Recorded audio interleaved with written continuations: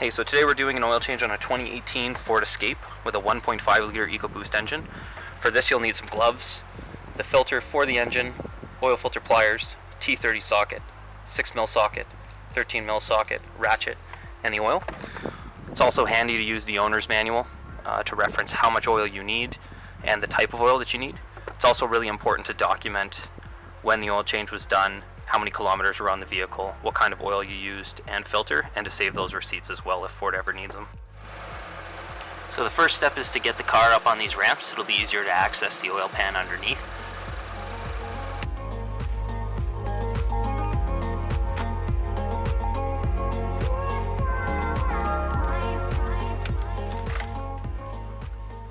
But now the car's up on the ramps, but you want to make sure that you set the parking brake before you get underneath it.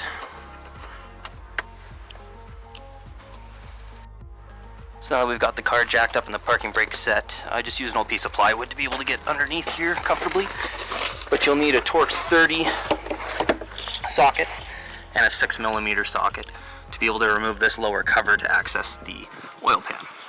So you've got your Torx 30 bolts across the front here, and that's of this cover right here. And then you've got some 6mm bolts here as well that are a bit tough to see underneath here. So we'll get those off and get access to the oil pan.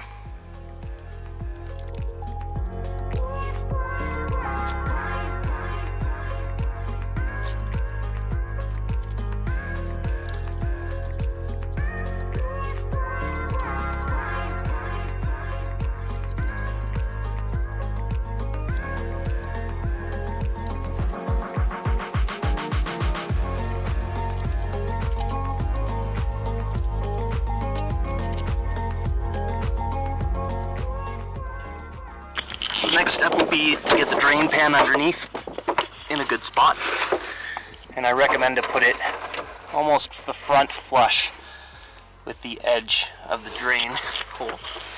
And the drain plug is this guy right here, and it uses a 13mm socket on this one.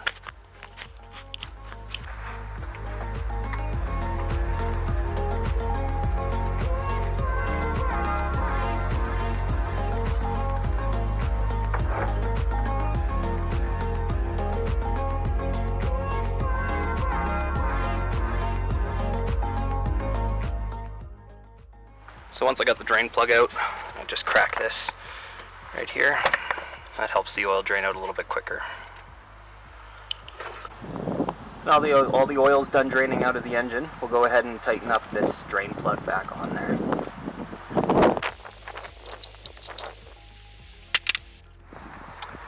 The next step will be to get the oil filter off, and it's located in a bit of a tough spot on this vehicle. If you can see, it's kind of up inside right in here. That's the oil cooler right there. So what we'll do is get this pan back in a better position to catch any oil that comes out and try to get that filter out.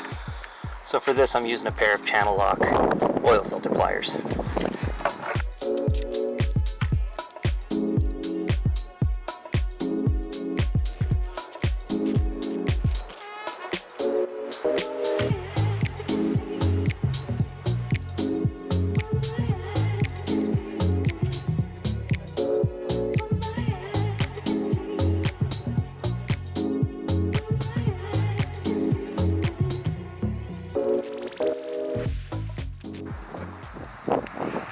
And the next step will be to install the new filter. An important step on that is making sure that you use fresh oil on the gasket. So I just use a gloved finger and apply a little bit of oil to the gasket itself. That makes sure that it's nice and lubricated, and it'll make a nice seal when you install it.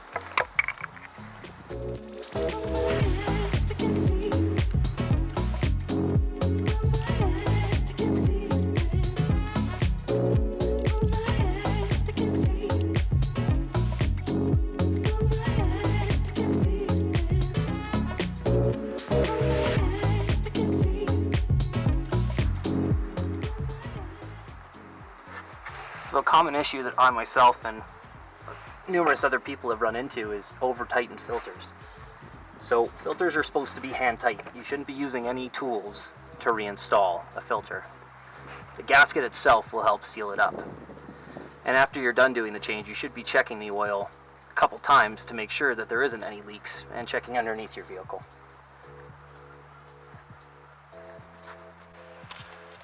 Now the car's ready for some fresh oil.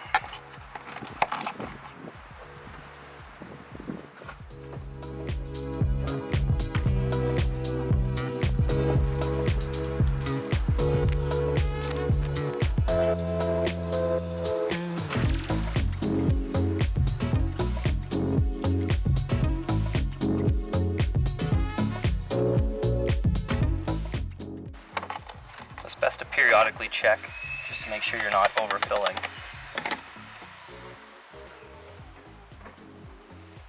It takes a couple seconds for it to work its way down into the oil pan. Pull the dipstick, wipe it clean. Reinsert, pull it back out, and check. We're just above minimum there.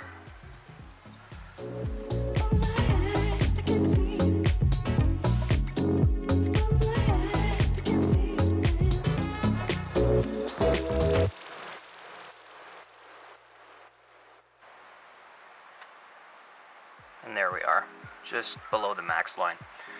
So what I'll do now is start the car up and fill the oil filter up. So what you want to do, start the car for a few seconds, let it build some oil pressure, stop it, let it rest for a minute or two, and then check the oil again, and you'll probably need to top it up from there.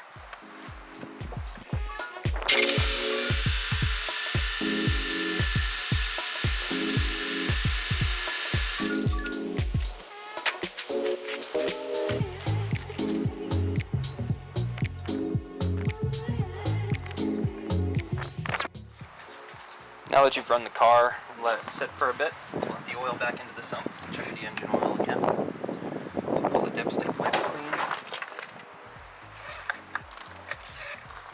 Check it again. And it's just below the minimum mark. So what you need to do is top up until you're at the max mark. Put that cover on the bottom of the vehicle. Check for any leaks over the next couple days, and you're good to go.